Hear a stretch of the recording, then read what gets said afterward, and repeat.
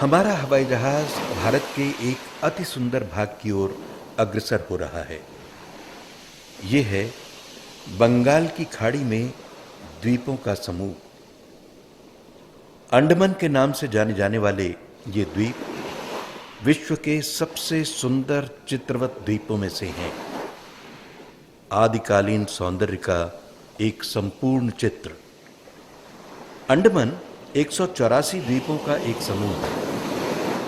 सबसे बड़ा और प्रसिद्ध है पोर्ट ब्लेयर।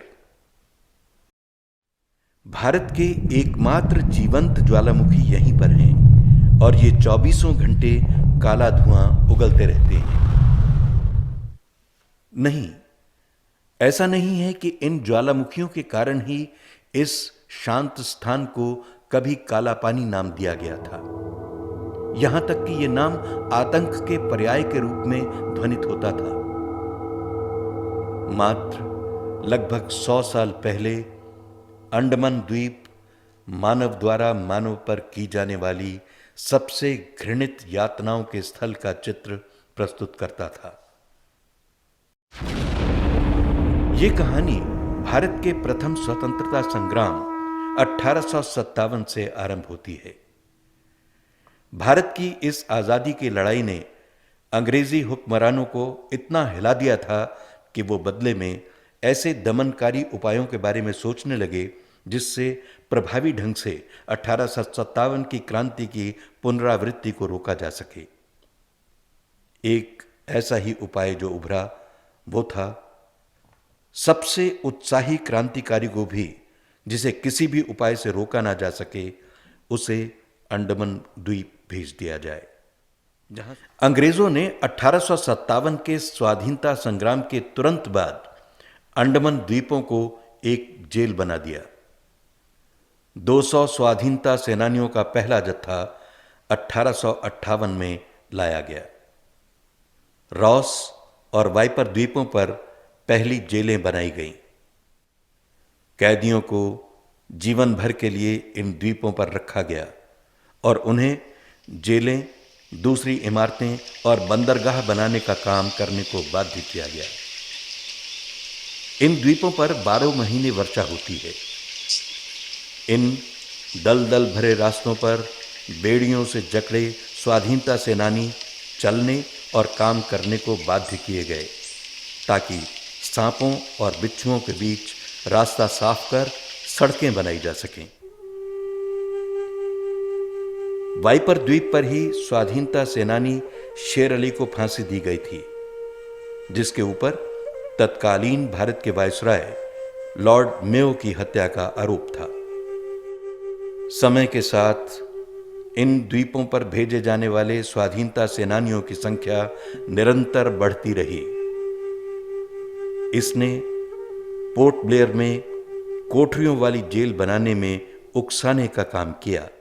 इस कुख्यात जेल बनाने का काम 1896 में आरंभ हुआ और 1906 में बनकर यह तैयार हुई। जेल के 7 3 मंजिला भाग थे। सभी एक केंद्रीय स्थल से चक्के की तीलियों की तरह निकले हुए थे। 7 भागों में कुल 698 14 गुणा 7 फीट की अलग अलग कोठरियां या सेल थे। इसीलिए इस जेल का नाम सेल्यूलर जेल पड़ा। हर कोठरी में 9 फीट की ऊंचाई पर 3 गुणा 1 फुट का एक रोशनदान था। दीवार की एक ओर 4 फीट चौड़ा गलियारा था। कोठरियों को इस तरह से ऐसे सुरक्षित ताला लगाया जाता था कि भीतर से उसे छुआ भी ना जा सके। केंद्रीय स्थल पर एक मीनार थी जहां से पहरेदार कैदियों पर नजर रखते थे। 1 घंटा बजाने के लिए, ताकि अगर कोई कैदी भागने की कोशिश करे तो दूसरे पहरेदारों को चौकन्ना किया जा सके। और एक स्थान ऐसा जहां कैदियों को बांधकर कोड़े लगाए जाएं। कुछ प्रसिद्ध स्वतंत्रता सेनानी जो इन कोठरियों में बंद थे वे हैं वीर दामोदर सावरकर, महावीर सिंह, दीवान सिंह कालेपानी, मौलाना फजले हक खैराबादी, योगेंद्र शुक्ला, बटुकेश्वर दत्त, मौलाना अहमदुल्ला, मौलवी अब्दुल रहीम सादिकपुरी, बाबा राव सावरकर, भाई परमानंद, वीओ चिदंबरम पिल्लई, सुब्रमण्यम शिवा, सोहन सिंह, वामन राव जोशी, नंदगोपाल, बरेन घोष, उल्लासकर दत्त, उपेंद्रनाथ बनर्जी, हेमचंद्र दास, विजय कुमार सिन्हा, शिव वर्मा, जयदेव कपूर, गया प्रसाद, कमलनाथ तिवारी।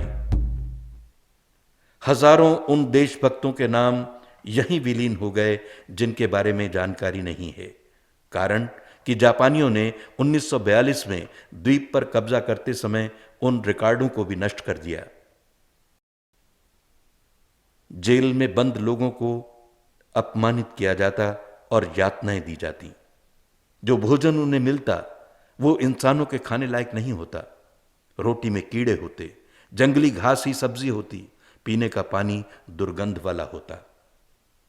बुरे व्यवहार पर सजा और बुरे व्यवहार का आशय था बराबर भारत माता की जय का नारा लगाने की जिद, और सजा थी मार तथा और रद्दी खाना, जैसे कि और अधिक भी संभावना हो।